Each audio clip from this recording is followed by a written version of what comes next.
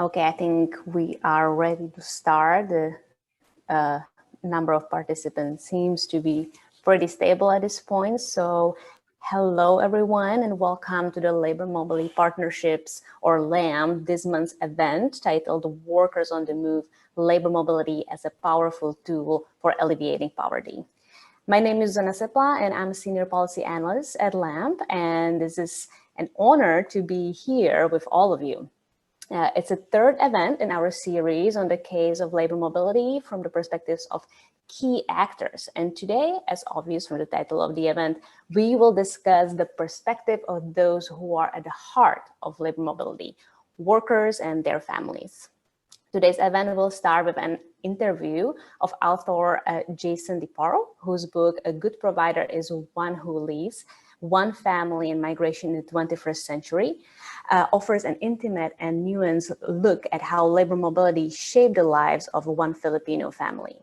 Jason Parro is a Pulitzer Prize finalist and a reporter for the New York Times who has written extensively about poverty and immigration.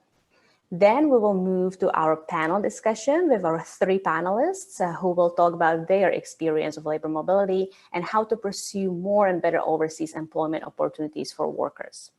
First, we have William Goys, who is the regional coordinator of the Migrant Forum in Asia, which is a regional network of migrants organizations, NGOs, advocates, grassroots organizations, and trade unions working to promote the rights and the well-being of migrant workers and members of their families. He also chairs Migrant Rights International, MRI, and international non-governmental organizations with consultative status with the UN Economic and Social Council. Over the last 20 years, William has been at the forefront of international advocacy efforts, engaging and influencing international and multilateral organizations to promote equitable and fair migration and development policies.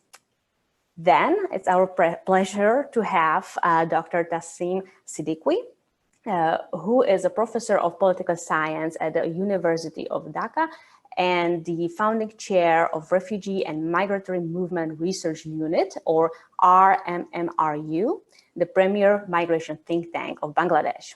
Her works on climate change, adaptation, and migration, drivers and impact of internal and international male and female labor migration, migration governance, diaspora, remittances, safe and sustainable cities, inclusive to migrants, and many others have been published in a variety of journals. She is also in the global editorial board of Oxford Journal of Migration Studies, and since June 2019, she has joined the state-led international initiative, the Platform on Disaster Displacement, as a member of advisory committee. Recently, she became member Board of Trustees, Transparency International Bangladesh chapter. In the past, she has served as a member of Board of Directors of Migrant Welfare Bank of Bangladesh. And last but not least, we have Joe Martinez, who is the Executive Director and co-founder for Cierto, a nonprofit farm worker recruitment and training organization that recruits, trains, and dispatches farm workers to agricultural employers in Mexico, the United States, and Canada. Previously, Joe was the International Labor Advocate and Mexico Program Director for the United Farm Workers. He coordinated and directed all of the union's activities in Mexico and assisted in coordinating the UFW's international work.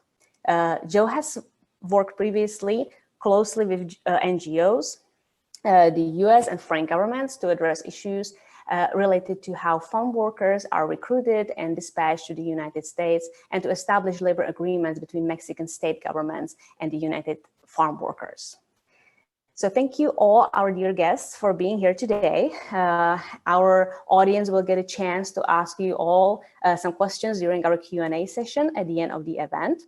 And of course, the moderator of today's event is our own Len Pritchett, the research director of LAM and a development economist from Idaho.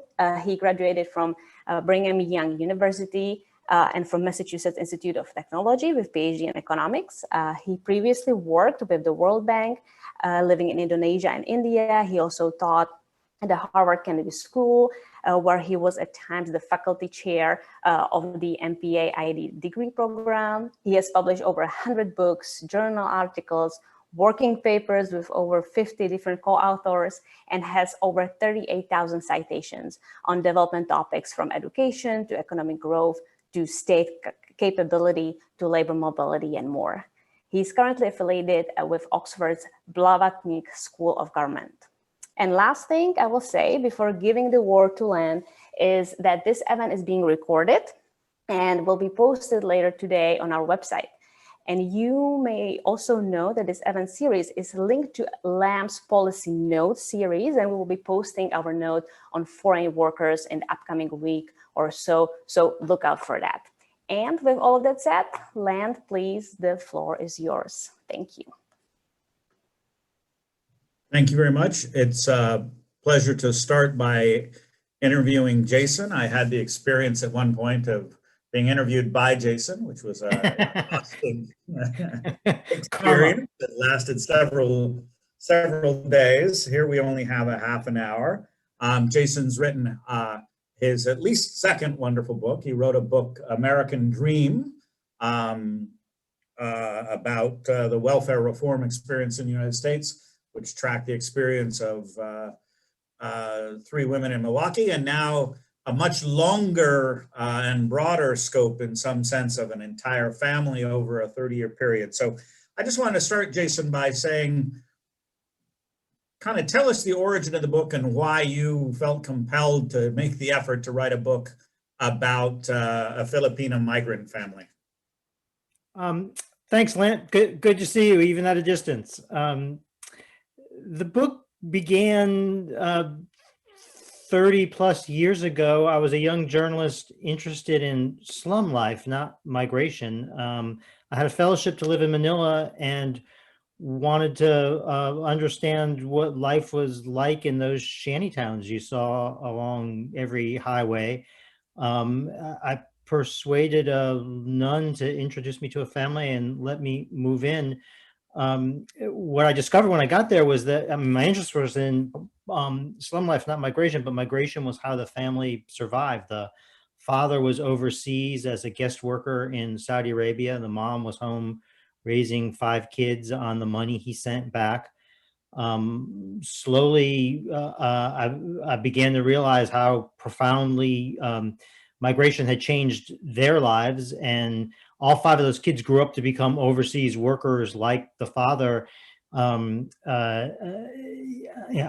it had been important that migration had been important for this one family. I think the moment when I understood the broader implications was in reading a World Bank publication that explained remittances. The money migrants sent home was 3 times the world's foreign aid budgets combined. It was the light bulb moment for me. I was interested in poverty. If you're interested in poverty, anti-poverty programs, migration is the world's anti-poverty program. That's what really put it in context to me, and I kind of saw the world through this one family's experience.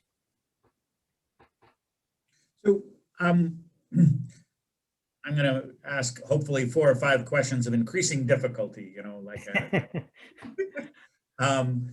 I think the first question is, in what ways, did the migration experience, because the fact that the father had been an overseas worker and that all 5 of the children in one way or another were engaged in overseas work meant they weren't making a blind choice. They were making, an informed choice given the both pluses and minuses. What were some of the big pluses that you saw for which the title of the book is A Good Provider is One Who Leaves, but what were some of the pluses you saw for the families that induced them to undertake this, which were often an emotionally difficult and potentially harrowing experience of working overseas? Well, to be awfully concrete about it, to begin with, a toilet. When I went to see the nun and said I wanted to move into the slum area, she said, no, that's not going to work. Among the reasons she gave me was that Americans need toilets and most homes in the shantytown lack them. You can't live there. She eventually reconsidered and took me on this labyrinthine tour through the slum to find a family to live with. I only later figured out that she kind of guided me towards this family because they were one of the few in the slum area that did have a toilet. The way they had the toilet was because the father had been abroad in Saudi Arabia and sent them the money to build it. So this was a great luxury in the shanty town. The reason he initially went was his eldest daughter had a heart condition. And he couldn't afford the medicine that she needed. The roof is leaking. There's not enough food. She's sick. He hears that he can go to Saudi Arabia. He's a pool maintenance man in Manila. He hears he can go to Saudi Arabia, do the same work for 10 times the money. And he knows, because as you say, that there's an information marketplace. He knows other people have gone. He knows that these aren't great conditions. He knows that marriages are often strained. He knows that workers are often abused. You know, he kind of knows in a general sense what he's getting into. He doesn't hesitate. He says yes on the spot. And with a few weeks later, he's gone. It saved his daughter's life. She's 40 years later still alive. It transforms the home, provides a toilet, the food gets better. Pretty soon some comforts come in. His wife's able to buy a closet. Clothes come up off the floor. They buy a mattress. They get a TV. Years later, the middle daughter, the one who's the protagonist in the book, is able to move from the slums and go to nursing school. Big leap for a girl from the slums. And that in turn lets her go abroad at a whole different level. So it sets into motion over what 30 years becomes a profound transformation out of the slums and into a kind of global middle class. Began with him making a mostly informed but very difficult choice, but one that he, in his own calculations, knew was correct. So, question I had is, what was the thing that, in the course of writing the book, you set out with probably a basic narrative in your head, and you had known this family off and on for, like you say, going on at least around 30 years. I was 86 when you went, right? Mm-hmm. Yes. Anyway, what was the thing that in the course of writing the book you came across that most surprised you, that you learned, that you thought, wow, I hadn't really looked at it from that angle or something? Yeah. When I started out, so Emmett is the father. He goes through this 20 years of working abroad. And in my mind, it's to lift up his family so they don't have to make the same difficult decision. I kind of had assumed Rosalie would become a nurse and she wouldn't have to go through the same ordeal that her father did. And then in her early 20s, she decides to go abroad. So as I initially thought of it, it was poor Rosalie. She has to go abroad. And the thing that switched the camera angle for me was realizing that in Rosalie's mind, it was lucky me, I get to go abroad. It's, as you well know, the more fortunate of the less fortunate who get to go. Not every poor person can go abroad as a migrant. It takes money, it takes connections, it takes time, it takes serendipity sometimes. You have to often be able to pay middleman fees, recruiter fees. You have to get a passport, you have to pass medical tests. So Rosalie gets this opportunity not only to go abroad, but to go abroad at a much higher level than her father did. So for her, it was the opportunity of her lifetime. For me, initially, I was thinking, this was a tragedy for her rather than an opportunity, and took me a while to change that around and realize just how much opportunity people saw in the chance to go abroad. So I think we want to address a couple of the downsides and a couple of the difficult issues around workers moving abroad. And one big issue that plays a big role in the book is just the emotional and tensions of family separation. Even in the situations in which they're making enough they can come home periodically, coming home is expensive, and they can only be done, again, maybe once a year or so, maybe less even. And I know as part of the book, the stories of the individual families and how that played out, but moreover, you looked at the issue of family separation more broadly. So what did you come to think about the trade-offs of family separation? Well, man, it was fun. It was funny when I started doing book talks after the book came out. Most of a great many of the questions I would get were about the pain of Rosalie's separation from her kids. So Rosalie goes abroad, meets another Filipino guest worker. They get married. They have 3 kids, but the kids are mostly back in the Philippines with her parents. The parents are able to move out of the slums. They go back to a family farm. The kids are being raised there while Rosalie and her husband at this point were in Abu Dhabi. That narrative of the mother's separation from her kids really resonated with American middle class or educated audiences, much more than the pain of growing up without a toilet. And maybe this was a failure in authorship. Maybe I didn't sufficiently portray the difficulties of slum life, but to me, they were at least equally and maybe more evident than the difficulties of the family separation, because, as you said, that was a choice they ended up making. It's a difficult choice, a lot of pain involved, but nobody wanted to go back. Nobody in that family wanted to go back to life in the slums. They were much more willing to rearrange their entire extended family life around this separation, with the benefits that it brought in terms of healthcare and education and a chance to move into a middle class. So the hardships were there. They're real. We can go on and talk about them, but I felt myself wanting to steer the conversation a little bit back more towards the alternative life, the alternative scenario of what they had chosen to leave, as opposed to the hardships they had chosen to flee, as opposed to the hardships they had chosen to embrace.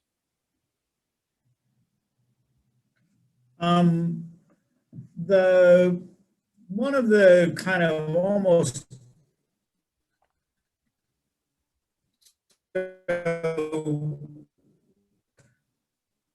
I want to come back to the issue of, two more. I only have 2 more questions, and I think we're on schedule to then have maybe some questions from the people that are joining us. But there is an incident in the book where one of the family who is working in the maritime industry on a shipping thing has an injury and is injured, which I think was very revealing about, that these overseas workers really exist in a very, exist in multiple, in some sense, legal jurisdictions. Who is going to be responsible for what? If they, I think he lost his leg in an accident where a cable had snapped, and the maritime industry had a very, had one kind of way in which this was going to be resolved, but they successfully brought a suit in another court. So I think this is just indicative of the difficulty of protecting worker conditions for safety. So what was your takeaway from the story of somebody being injured on the job as an overseas worker? Yeah, it was a terrible injury. He's a cruise ship worker. At this point, was working basically out of Fort Lauderdale, doing week-long circuits of the Caribbean. So he's essentially working on a floating American hotel. 95% of the guests are American. The company is based in Fort Lauderdale. It's staffed by Filipinos. It's legally located in Monaco, but it's flagged under yet another country. It's as you said, it's an American hotel working in a kind of outside the realm of American labor law. He loses his leg in this freak accident. The maritime lawyers told me if he were an American sailor on an American ship, an injury like that might bring $3-4 million under his contract with authorized by the Philippine government. I think he was entitled to $30,000. Not even enough to buy a prosthetic. And he gets air-evac to Jackson Hospital in Miami. He's there for 6 months. The cruise ship company tries to send him home without a prosthesis. It was awful. It was brutal. What did you ask my takeaway? When Filipinos, there's an idiom that when they go abroad, they don't say, "I'm going to make my fortune." They say, "I'm going to try my luck." Uh, and I think most prospective Filipino guest workers know that your luck can turn bad. That was the worst, I think, injury in the family. But other people lost their marriages, got arrested, got fleeced out of money, lost the family, mortgaged the family farm and livestock, and for a job that went south, and wound up losing their life savings. There's a lot of risk. There's a lot of risk in going abroad. In this case, better laws and regulations could have mitigated some of that risk for him. But the big takeaway is, not every person not all the stories have a happy ending, and some of them have quite tragic endings, as you and everybody else on this call would well understand. So I guess, which leads to my, I think, last question, which is, in the course of interviewing the book, you interacted with this family, but read more widely, you looked at the issue. Who is doing an effective job at mitigating those risks for migrant workers? Are there ways, what do their support structures look like now? Just this is in some sense self-interested search for information. One of the mottos of our effort is that in order to have an industry for good, it has to be a good industry. That some industries, like the airline industry, have managed to create standards of safety that are global. You get on a plane everywhere in the world with some considerable confidence that the plane, has been inspected, that the plane is operated according to international standards. Whereas some industries haven't evolved a common set of norms and practices that protect workers from outright abuse and fraud. So did you come across instances or examples of support networks that worked, of organizations that were actually providing effective support to protect workers from the vagaries and risks they were undertaking? My protagonist was a nurse, so a Filipino nurse. So by definition, being a skilled worker, being a nurse where you have to go through this medical licensing, she was at quite the top of a hierarchy. And as you've noted, and when we've talked elsewhere, think of the contrast between her and an undocumented woman in Latin America coming to the US, say, to work as a nanny, and think about the family separation that they both endure. So for Rosalie, she's legal. She doesn't have her kids with her, but she can go home once or twice a year. She's got money to buy them a computer. She can see them on the internet. She's engaging with them pretty much every day. When her father first went abroad, he would communicate with the family by recording a cassette. So yeah, 2 generations earlier in the technology, he would send the cassette. 2 weeks later, they would get it. They'd gather around, listen to it, record it, and take a month to swap information. Now she's, it's going back and forth in instant time. That's about as good as it gets. When you think about the completely unregulated movement of people across borders where they're forced to go illegally, as in Latin America, that same mother who's being separated from her children might not see them for a decade or more. So that's I don't think you can talk about family separation or the migrant being separated from her family as though those are two equivalent things. So what impact, how much economic good and how much social hardship the migration network can sustain, and very much depends on those surrounding legal structures about how we permit people to go across borders. So I very much agree that moving it into formal, regulated, visible mobility is a big gain. I think I was interviewing a family of El Salvadorian migrants where the mother was coming for the daughter's quinceañero, hadn't seen the daughter since she was 2 years old because, again, in some sense, America allowed her to work in the States, but didn't allow her to cross the border. So we, in some sense, forced family separation of extended periods by our own US policies and the inconsistencies in them. But I want to try and drill down a bit on, did you see, I was in Australia recently talking to the people that run the Pacific Labor Facility, which is an attempt by the Australian government to get more Pacific people from the Pacific Islands engaged in mobility. And they have something which they explicitly call pastoral care, which is, you know, oftentimes the migrants are isolated. They may know the rights, but not know how to enforce them. They may not know what rights and obligations and they have. I think the question of how to provide support structures to workers that protect them is an important question. And I want to ask you again but it's also a very hard thing of who pays for it, how is it done, how can it be done well, how does it not just become some bureaucratic ticking the box compliance thing.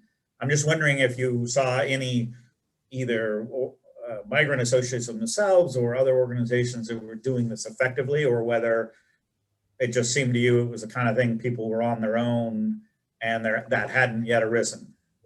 As you know, the Philippines prides itself in the government regulating this in a way that is designed to increase the benefits and reduce the hardships. They have an organization called the Overseas Workers Welfare Administration, OWA, an entire government agency dedicated to the well-being of the migrants. I think they think of themselves as kind of the gold standard of the world. So by following a family of Filipinos, I was implicitly within a kind of a better case scenario, if not best case scenario. And when Manu, the cruise worker, got injured, I did everything I could to try to engage the Philippine government in his case. So I knew the labor attaché in Manila and wrote her multiple times. I knew the head of the OWA agency in Manila and wrote them. Even with a New York Times reporter with some contacts pushing on behalf of this grievously injured worker, I got no response. I mean, they did nothing at all for him. So if that is the best or one of the best institutional environments, one has to worry greatly about what happens to migrants from Latin America or Bangladesh or governments that are less well equipped. So I'm not sure that's a direct answer to your question as much as a sense that I think there's a lot of room for what you're trying to do. By and large, even in the best case scenarios, I think workers are kind of fending for themselves. That is not every answer can both be forthright and happy. So I'm glad you chose the forthright response, which, so it's 2:30. I think we're going to go with this session with Jason for another 10 minutes. I'm happy to throw it open for questions from the the participants we have. I assume that is best done through, well, I don't know. Susanna, can you step in and tell us how we will handle questions? No problem. I think that we can do actually both.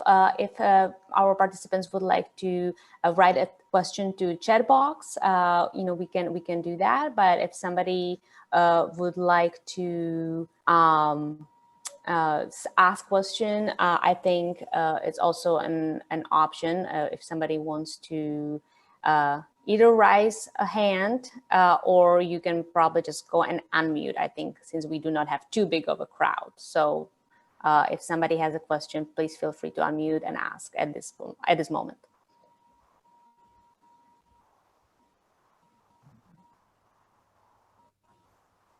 Hey, Leon, let me, while we're waiting, let me mention something about, we were talking about the technology. Um, uh, Yeah, that was a big thing. I think it made a profound difference, the ability to see the kids, by technology, excuse me, I mean, what we're doing, the ability to see the kids for the migrants from abroad, to FaceTime, to Zoom, to text, to be in immediate, cheap communication. I don't want to say it's I mean, it's certainly not a panacea. It does not cure all. It's not a substitute for being there. And a lot of it would depend how well it benefits the kids is going to depend on the social environment the kids in. Much more depends on whether the kids are in the care of other family members in a good situation. But for the mothers, at least, it had a profound emotional effect. I think even more on the mothers than it did on the kids. It allowed them to feel like they were being mothers. The impact of the kids kind of varied with the age of the kids and what else was going on in their lives. And sometimes it mattered to them, and sometimes they didn't want to be bothered with having to go to the computer and talk to this persona far away. But for the mothers, it was profoundly consoling often. So particularly in the case of a mother-daughter separation, I think it's a big factor, probably an understudied factor in migration. Yeah, I thought that that aspect of the book was very important. I mean, I'm 61 years old and been traveling since I was 25. And I remember when, there just was no way to make, reasonable communication from places you were back to places. And it made a big difference because you were just completely out of touch. You were just gone. And then you would come back and whatever had happened, and even relatively important things didn't get communicated. Whereas now with the bandwidth that we're using right now, for instance, we can join, 24 people from all around the world to listen to each other. So I think the book was very interesting on how much. Let me ask one more question, since the audience seems to be not stepping forward, which is the question of kind of the extent to which the migrants see it as temporary and maintain, in some sense, their own national identity, and to what extent they actually see this as a way of changing their and their family's long-term identity. In this family of 5, in the end, Rosalie,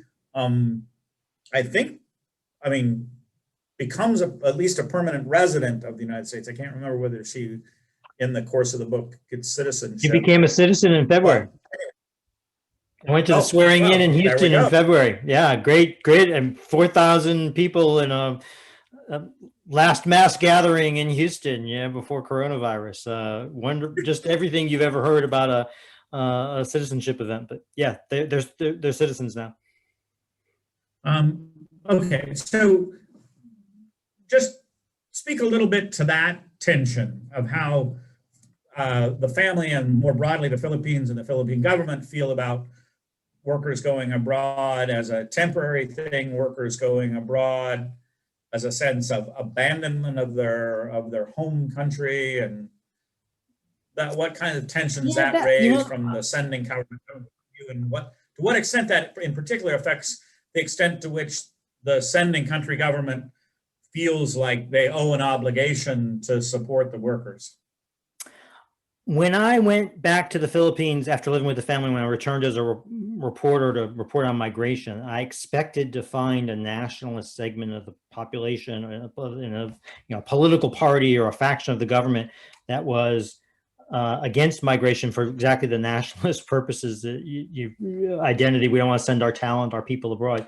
It almost doesn't exist in the Philippines. It was just fascinating. I mean, really everybody to varying degrees embraces migration as a strategy of development.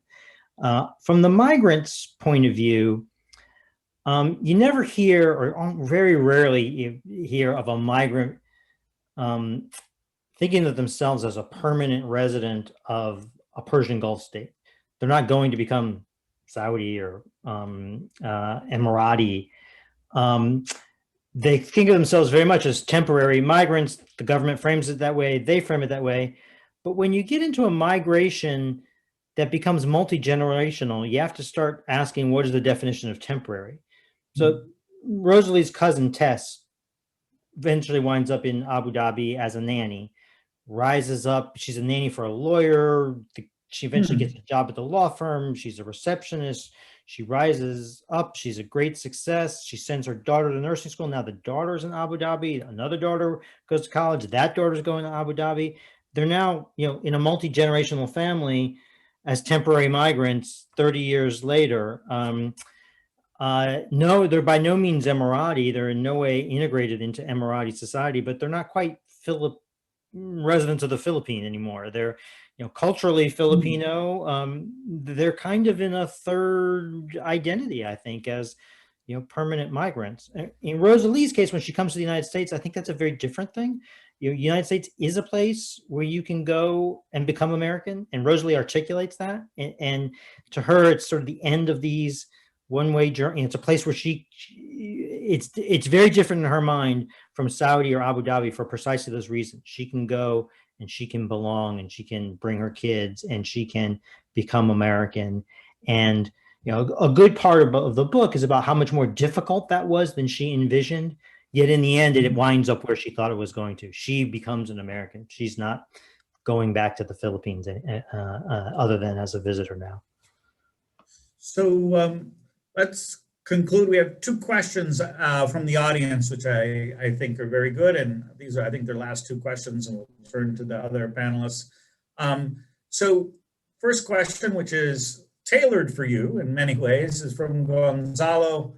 How can we promote these kind of narratives in the movie? We always, in the media, we always get the sad story and the spectacle over the relevance. So you're someone who's in the media, have worked at the New York Times for 25 years, something, long time, right?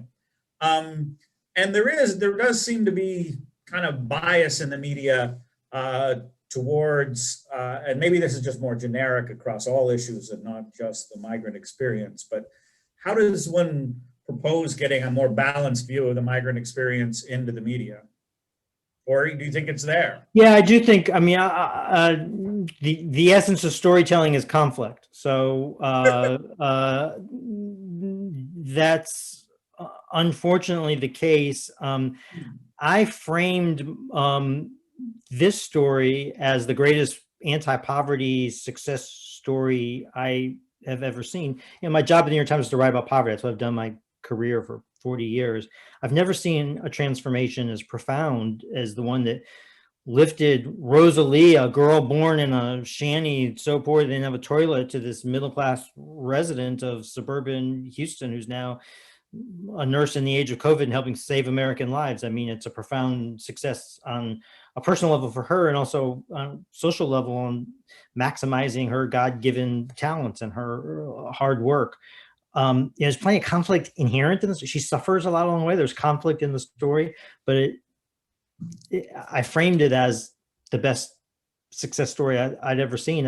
I think there's a lot of opportunity in the migration story to do. I mean, every element involves some sacrifice and conflict for the storyteller in the journalist, but a lot of it ends up in a way that enhances both the migrant's life and the society's life. So I think you can do both.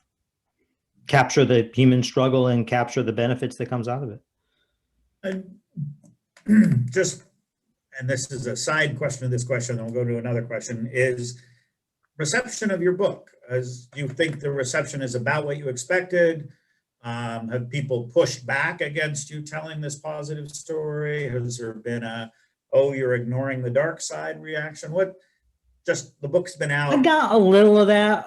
Yeah, why are you telling the story of a legal immigrant?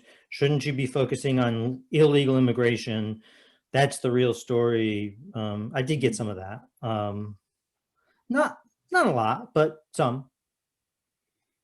Okay, and then the last question. The more thing that I think troubled me is what I said in the beginning was that I think I'm not sure that the poverty that they emerged from was as much front and center in the audience's reactions. To the extent they focused with a suffering on the part of the family, it was the suffering of the family separation as opposed to the initial poverty.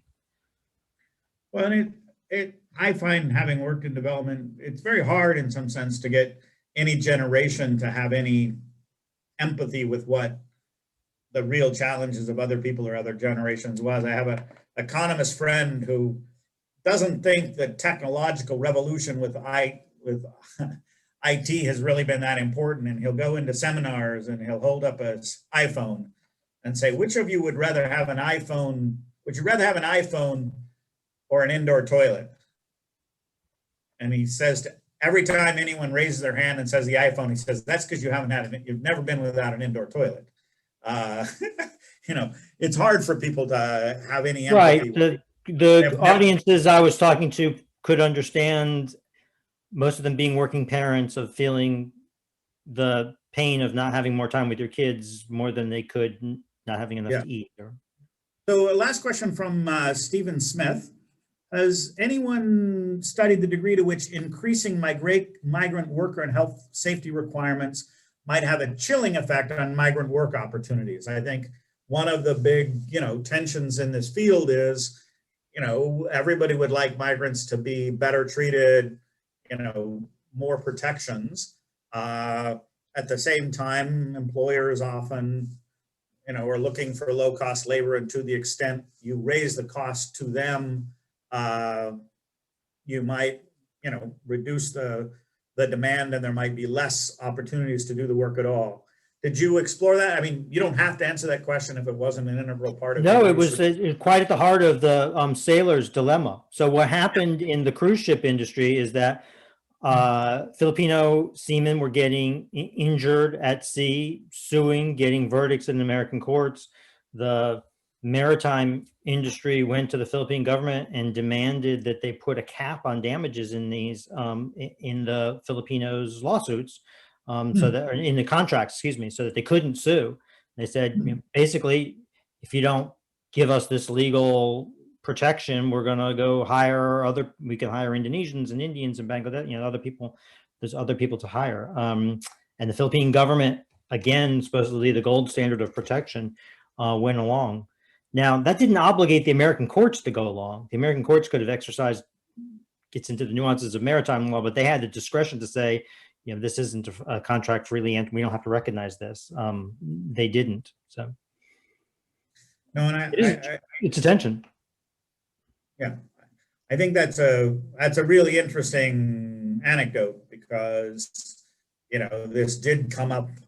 They demanded it, and one of the difficulties in the current world is, those providing jobs can play off those sending people against each other. They'll say, well, look, Philippines won't agree to this. We'll go to India. We'll go to Bangladesh. We'll go to Indonesia. Whether or not that's true as a market matter, I think is an interesting question, because if you talk to most Filipino seafarers, they'll say, we're irreplaceable. You can't replace us. The Filipino seafarer has, by and large, great pride in what they do, and they're particularly in on a cruise ship where it's not as opposed to a cargo ship where you're interacting with people. The Filipinos pride themselves on their English. They pride themselves on their hospitality. You won't find a better worker for this industry than the Filipino will say. So, we deserve more than our global competition. Who was bluffing in that negotiation, the maritime industry or not? We don't know, but clearly you'll hear that argument over and over again, whether it's a convenient argument, whether it's always the case. Sometimes it probably is, but not always. The fact that the Filipino government, which again is, I think in many ways is the gold standard of governments protecting their workers and having real concern, the fact that they capitulated suggests they at least were quite concerned about it. So great. Jason, thanks for coming. I think it was a great book. As I read it with great interest, and I think it has, it's just a great set of narratives. There's the core narrative of the family and Rosalie, but there's also these side narratives of the cousin and the other things. And I think it's just, it's really good to, bring the human face to this experience, that these are people making difficult choices. And yet at the same time, as you say, it's a one generation transformation out of poverty like this. Just, it's very hard to happen without the kind of spatial mobility opportunities. So we thank you. You're welcome to stay for the rest Yeah, I of will. the. Good. Thank you, Lam. And now we'll move to the panelists. I assume we'll go, I have a running order in which it's William, Tasneem, and then Joe. So I think we'll go in that order. And I think as panelists, what I would like to do is just give you each of the, I think it would be good to just for each of the panelists to open with, 5 minutes of kind of what their take on this overall set of issues is and what their own experience is. And then we'll follow up with some questions both among the panelists, and then we'll throw it to questions more broadly. So why don't we go, take, an appropriate amount of time to kind of what you think the key issues here are and what you've been doing on them and what you've learned. And then we'll, again, pursue many of the issues that I think got raised in the issue with Jason. So, William. Yeah, thanks, Land, for that. And I thought that was a very interesting conversation because, in current migration discourse today, there is a lot of discussion about skills and skills in, enhancement and things like that. You have countries of destination vying for the high skilled migrant workers and things like that. And then you get all sorts of barriers for low skilled migrant workers and things like that. All sorts of checks and border controls and things like that. It's a whole different world for high skilled migrants, and it's a whole different world for low skilled migrants. And that is an interesting, the story that we just heard that Jason actually kept was exactly this, that if you want transformation, if you want a world with lesser inequalities, if you want a world where development has a chance, if you want, exactly what he said, you could be doing the same job here for which you get a pittance, and the job in the developed country, you get 10 times more for that. And we are seeing that kind of inequalities. And we are seeing that the kind of job, the low wage job, is desired in the country of destination. It's not that it's not desired, the COVID has been that awakening of our consciousness. It's a global awakening of our consciousness, largely because now that whole category of workers is suddenly called essential workers. We've coined a new term in COVID, but it's a reflection of a realization across the world of how these low wage workers who were largely invisible, whose mobility has always been constrained, whose right to family, like Jason said, is somewhere not respected, kind of thing, and not upheld. They cannot travel with their families. They can visit their families only twice, once in 2 years, kind of thing. All these kind of restrictions, as if they don't matter, kind of thing. And I think this needs to change. This is a narrative that needs to change. This is a program that needs to change. If we are ever going to look at poverty reduction seriously, if we are ever going to look at development seriously, if we are ever going to look at, unities and things like that. So I think that's important as a story to look at, as a lesson. The other thing I think that is important is, can you still hear me? Hello? Yes, we can. Okay, great. The other thing that I think is important is the whole question of rights. And I think this is something that we need to look at as well. And like Jason was saying, the higher skill level you go to, there is a possibility that you can negotiate your rights, like in the seafarers as well, or you have a sense of empowerment about your rights. But when it comes to the low skilled workers, at least in the low wage sector, then there is a compromise almost on rights, where the migrant worker themselves are not comfortable acknowledging that they have rights and exercising that knowledge, kind of thing. And this is something else that needs to change. And I think this is the, as we look at the migration of coming out of COVID, or the world that we want to create, as we say, you know, the new normal or a new social contract, I think this is going to be key to that whole thing. This new awakening, I call it an awakening of our consciousness. Just the fact that suddenly in COVID we coined this term, essential workers. What is the breadth of this essential workers now? And will this transform into policy? Will this transform into a new recognition of how mobility can happen, kind of thing? I think this is going to be the critical dimension that we focus on as we think even of coming out of COVID. I'll take a pause. I think that terrific statement. I think we're going next to Tasneem.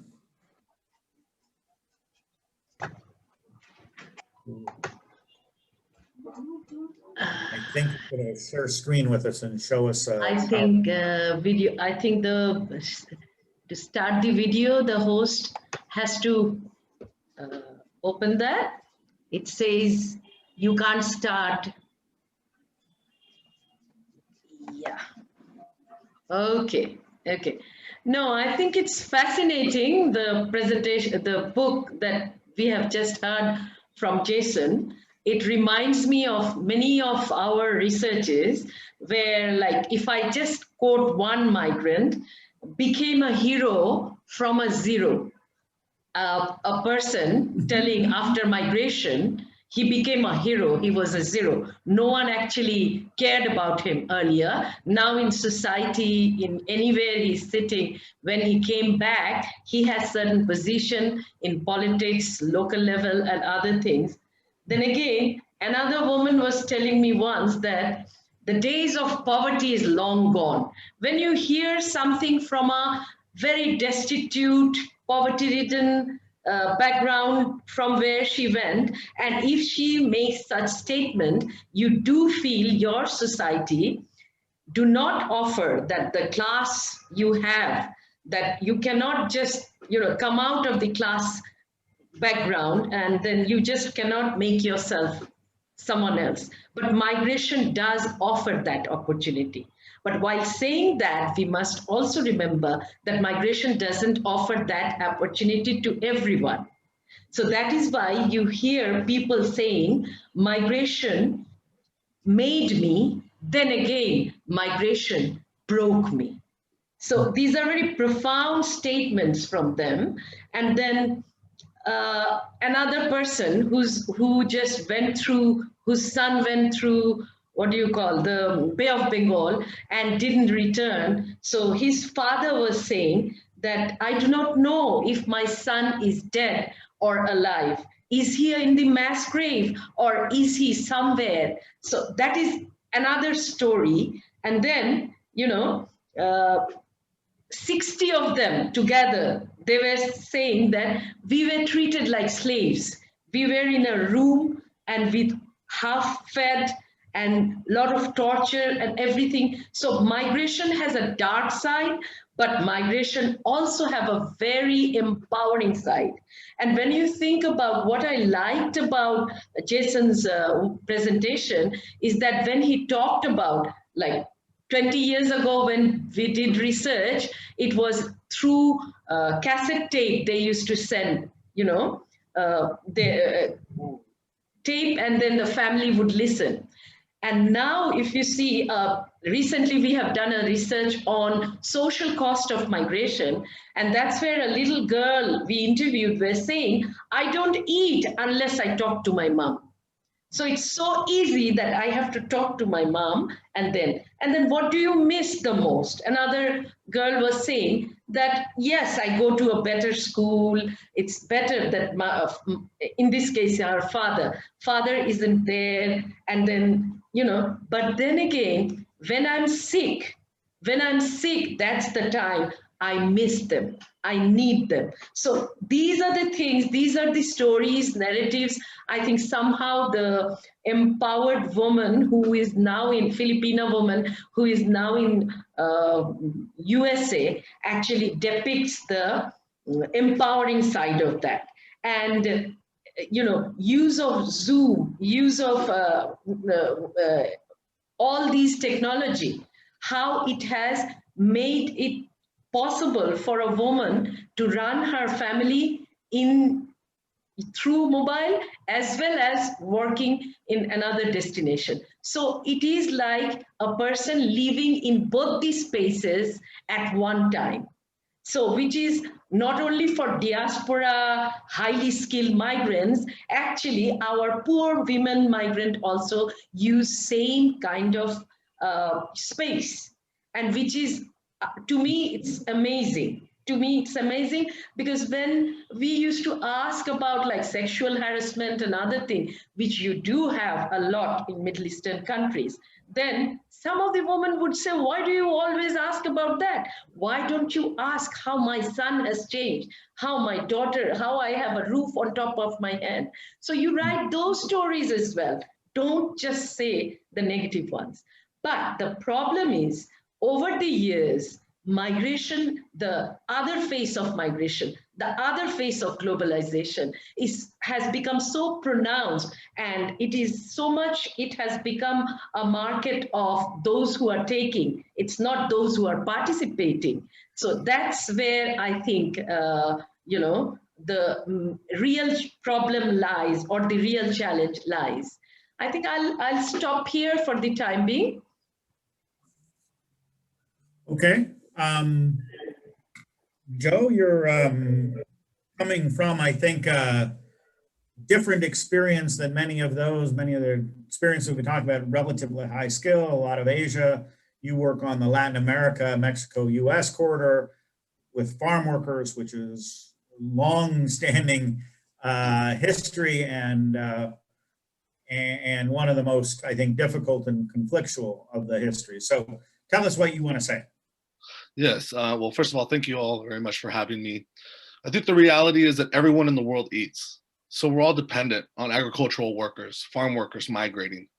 The reality is that we've always been dependent on a migrant workforce here within the United States, that before that was predicated, to slave labor. Yeah. The reality that we also have to recognize as folks within the United States is that agricultural workers were excluded from the 1935 Labor Relations Act. So they were never considered folks that needed protection. They've always been seen as a commodity. We talk about high-skilled workers, low-skilled workers. Agricultural workers are considered non-skilled workers. So you technically do not need any standard for an individual to come here on an H-2A visa for seasonal temporary work. So what that really has sent a message through our policy is, we just need bodies. We don't need human beings.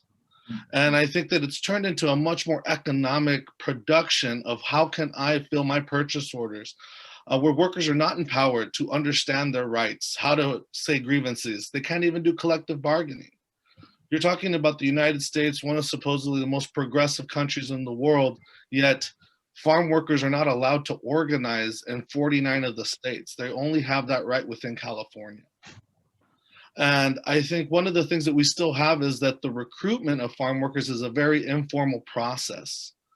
Folks that you go to the most rural communities, because you know that those are the communities that are desperate for change. It's not that they want to migrate, it's that they have no other option.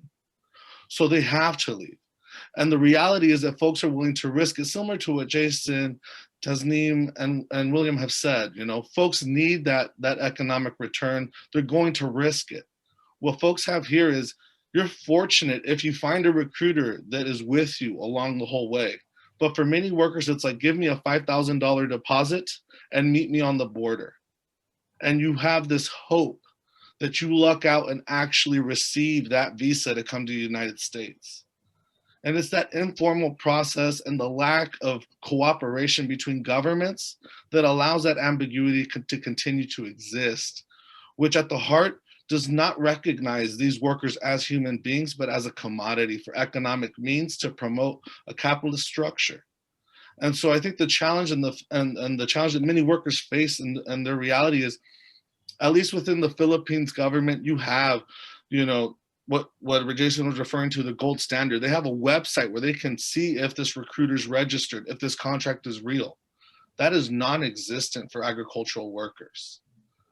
The reality too is that they're non-skilled, therefore folks don't value any workers with training, and anyone within agriculture will tell you right away, you need skill to be able to harvest blueberries, strawberries, pick beans, yams, all different commodities. And so I think that the challenge that we continue to have is that folks see migrant workforces as the last option, when in reality, when I began this work over 10 years ago, around the age of 25, when I was looking at the current H-2A visa, there was only 88,000 workers that were coming here legally, which does not include the 1.2 million undocumented farm workers that exist in the United States. And now we're talking about, in 2019 to 2020, 300,000 H-2A workers.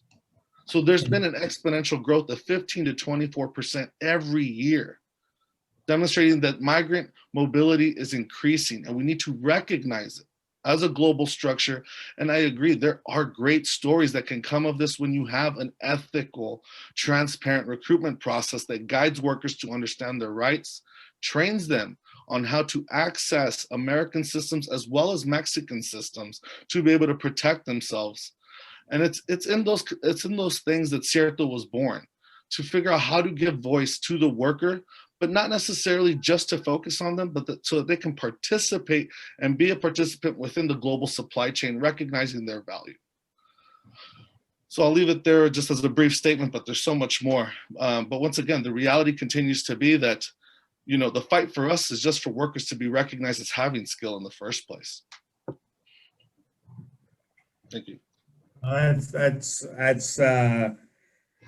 very very compelling an approach, and I think there's in the work experience or the experience of migrant workers, and part of this overall LAMP series has talked about various aspects of this, but I think there are two very important areas around policy cooperation. One is the recruitment.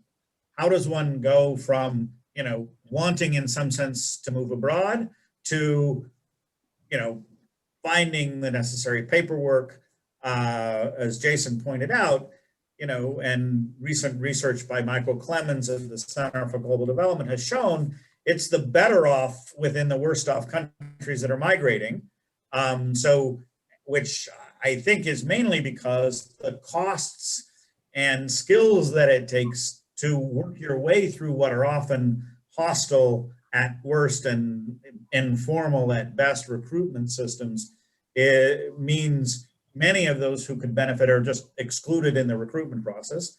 And then the second is, once the workers are on the work site, the protection of their rights so that they have some way of making the rights heard, which I think all these issues come up. So what I'd like to do is kind of work in the order.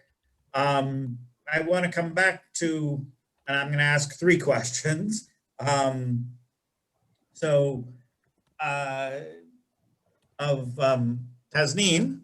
who works a lot on gender issues, I think one of the most difficult issues is household workers that work inside households as nannies or cleaners, or and what can it take to get governments to cooperate in protecting these, I think, most vulnerable workers? Then back to William, I want you to, if you could say a little bit about how you see these two sides of it, the recruitment side and the protection in place side. And then if I could come back to Joe, on you've developed a firm that mainly works on ethical recruitment. How do you see the pairing, if any, of possibility between the recruitment side and the protection side once in country? And can those work together? Or those separate processes? Can those be done entirely separately? So start with Tasneem about protecting, in some sense, what I think many regard as the most vulnerable, all women who are inside households, which is a work environment that just is very difficult to protect. Well, I would say most of the, origin countries are now taking many steps. One of it is recently that Bangladesh is practicing is they are not allowing women, some of the women, to stay inside the home. It's outbound workers. There are hostels. So they go from there, work there, and then come back and stay in the hostel. So this is one kind of protection mechanism that particularly in Saudi Arabia, because of different abuse situation, sexual harassment and other things. So this is one idea that recruiting agencies as well as those countries has come up with. But then again, now you come to this COVID situation, and then these women, they used, like most of the research that we have done, we are finding that a person used to work in 3 places. Now they only have work in 1 place. So therefore it is, and those who are inside the home, homebound workers, they are, their services are continued and their wage and everything, although in a lower scale, but they are getting it.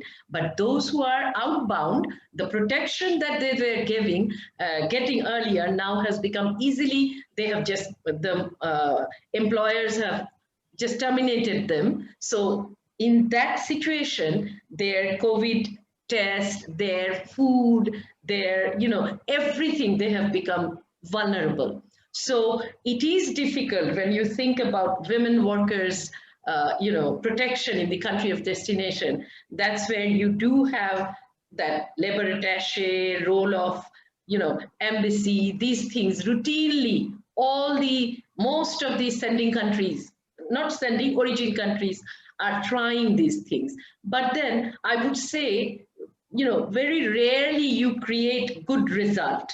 It's not that things are already achieved. But when you think about multilateral forums, and in the multilateral forums, organizations like Migrant Forum Asia, and then many other organizations are bringing these issues into global sort of radar. And when you bring things into global radar, what happens is that, like if you see the kafil system in the countries, the Middle Eastern countries, many of the countries are now changing the kafil system, keeping the passport so that a person cannot leave like a hostage. So those things, it is the civil society bodies who actually moved in the global platforms, and now these type of small changes are coming, and which is good. So what can be done to protect?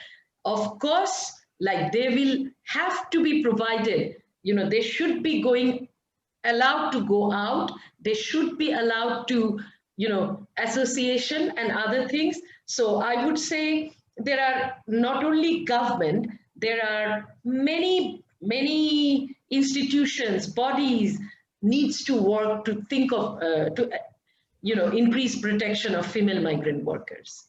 Thank you. Thank you. William.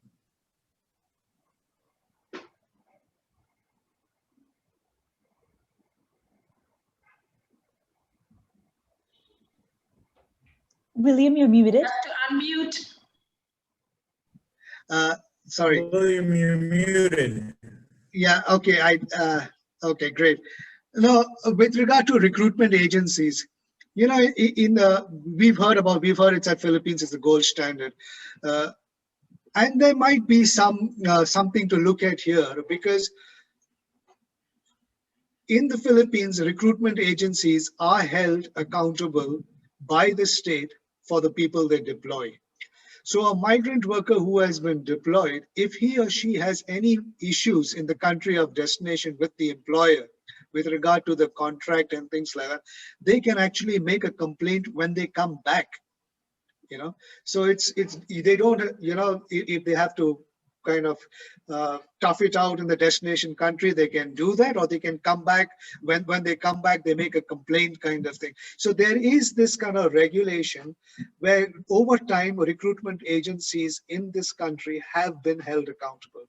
But around the recruitment agency itself now, what you do have is a whole civil society kind of you know, movement that has grown in the country, and consciousness about Filipinos going abroad. These are our fellow citizens. They should not be exploited. They should not be mistreated and things like that. And this has grown over time. So there is a whole culture of appreciation for the overseas Filipino worker as well, kind of thing. And that is why, and you'll see this at the time of elections kind of thing, you will find congressmen and senators actually going to the destination countries and holding rallies there, holding meetings there, in the hope that the migrant worker will inform his or her family abroad, back home, who to vote for. So you actually have that happening kind of thing, in the sense of that's become a very powerful voice kind of thing, the Filipino worker. This has not happened so much with this kind of appreciation is not so much across other nationalities.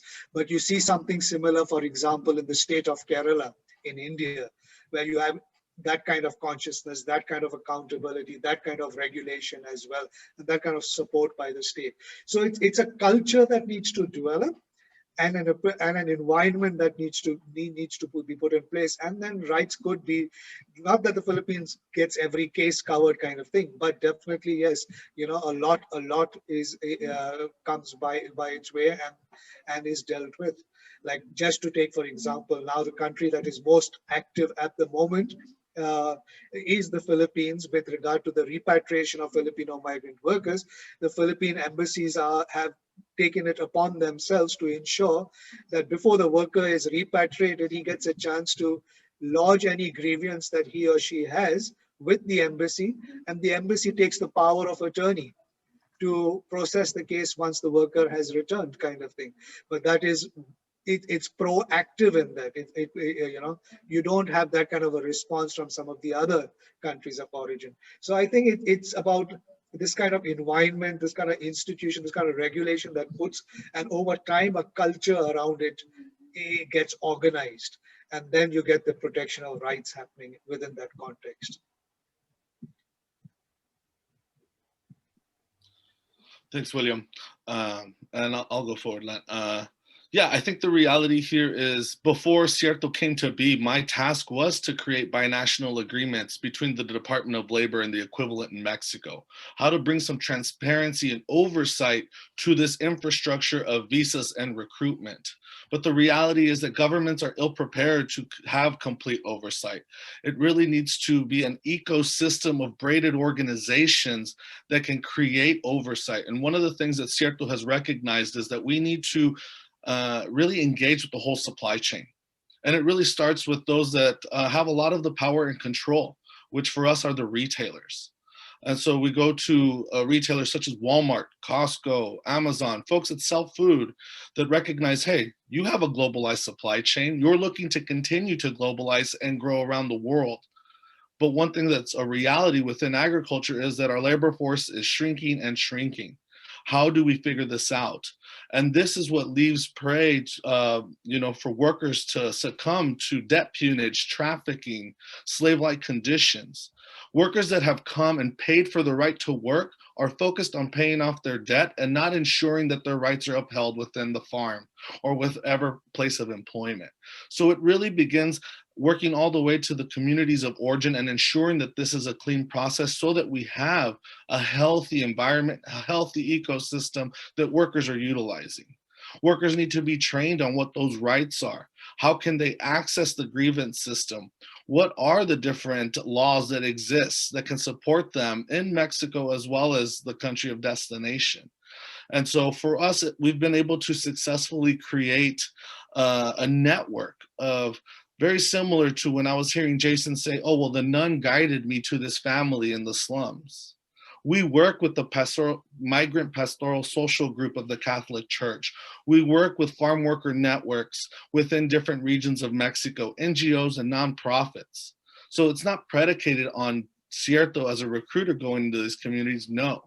We partner with organizations who know the lay of the land, who have trust with these communities to build relationship and shift the dynamic and culture of a worker seen as a transactional process to a relational process where they're now connecting to a farm, to the culture of that farm. And how do we create what we say in Spanish, a plan de vida, a life plan, so that we can start to demonstrate that agriculture can be a 5 to 10 year career, where workers come back, and like we've heard the success stories, that the money that they come is brought back and they're given the assistance to restore economic vitality within their rural communities. Because what we also have is when folks start to make the money, those communities become abandoned. There's the number of times that I've been to communities where all the men are gone, literally.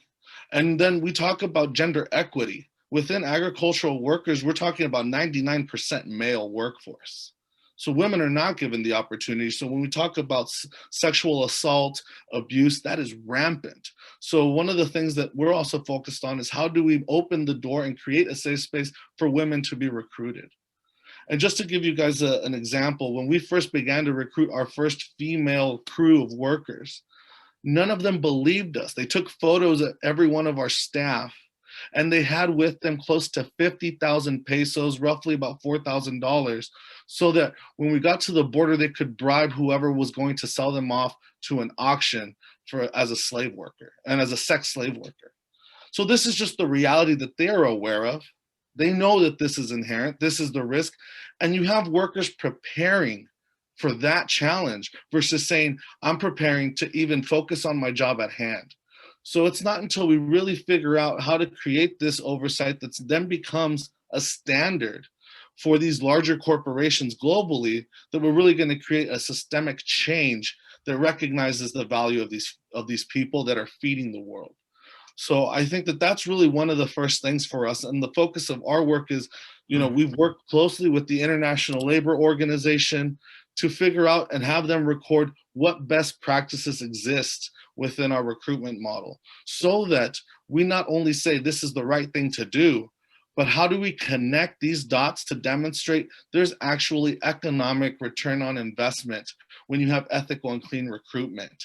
You actually have higher productivity on farms. And that's the gap that I think it needs to be connected, the economic with the human rights, and demonstrating that that is a win-win approach when made and streamlined to the effectiveness of workers and allowing them to participate. And I think that as individuals, it's really come down to what many folks have said. You have to organize various organizations to come together to be that support for a lot of these migrant workforces. The government itself, when we look at the Department of Labor within the US, just the Western Division only has 11 officers to oversee all the visa categories that exist in the US. It will be impossible to ensure that oversight. So there needs to be a network of organizations that step up to create that net, that safety net for workers that has been lacking for so long. Thank you. So I'd like to come back one more time with the panelists, and this sort of is a question from Jason, who wants the panelists to address. So, there are many different sort of labor flows in the world, and there's a big flow roughly characterized as the Gulf, which sometimes includes Singapore and Malaysia, which aren't really the Gulf, but there's the big low native population, very high migrant population. But then there's the richer countries, which really very few of them have worked out any reasonable kind of way for particularly lower skilled workers to engage in the process. So, but the question is how much power do rich countries have to limit migration, in the sense of, is it just going to happen anyway and get pushed underground, get pushed informal, or are the rich countries really reducing both the scale and distorting it?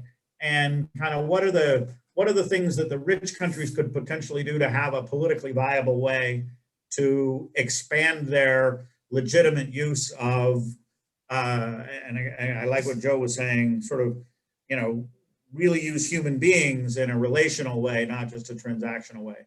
So why don't we go this time, William, Tasneem, and Joe. Joe, you're always coming last, but that's, and then, okay. So more about the rich countries, not the Gulf, but the, broadly speaking, Japan, Europe, America. What can they be doing to make this a better system globally? William. That's a good question. And I think rich countries are coming to a realization that they can't stop this, not because they want to stop it, but because there is a dependence on them, on this as well, on the movement of labor. They've got to come out of the stage of denial. You talked about Japan. Japan is a classic example of this. If you look at Japan's history, it's always cherished itself for being a homogeneous society kind of thing. That's their cultural story that they like to tell kind of thing.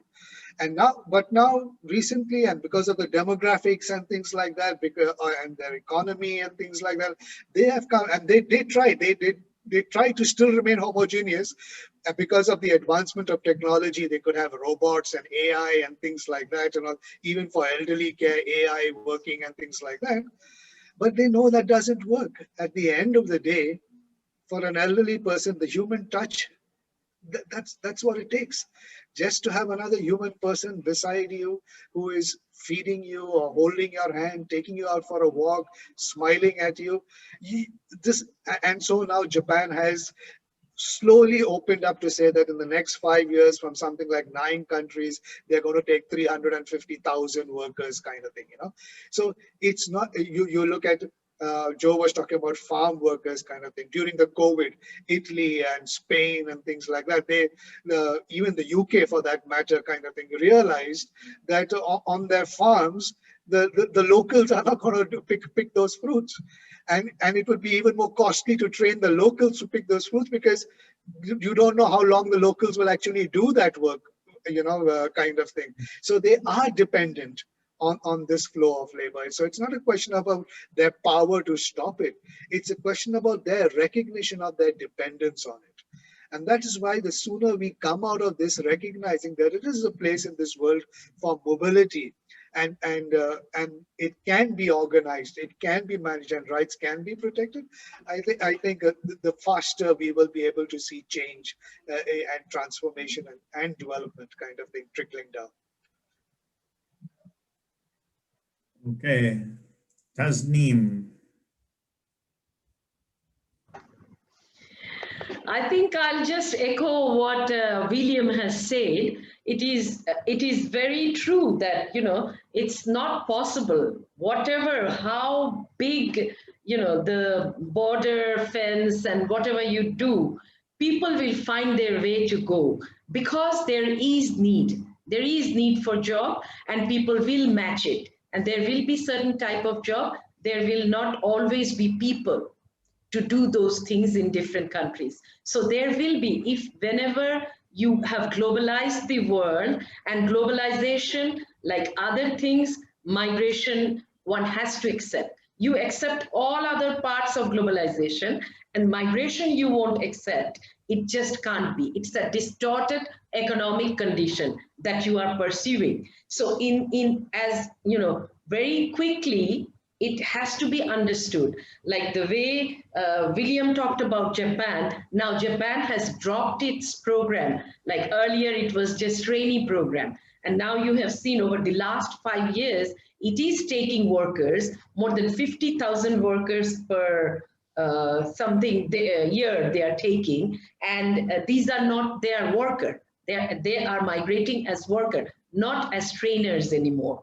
And then again, you think of Korea. Korea is also, they have their own way of taking workers. Singapore is taking. But then if you think about the US and others, this whole, I would say that the whole conservativeness of the global society in general, India going back to conservative Hindutva, then again, United States with Trump, everywhere is the UK, it's a conservative government. So they just securitized migration.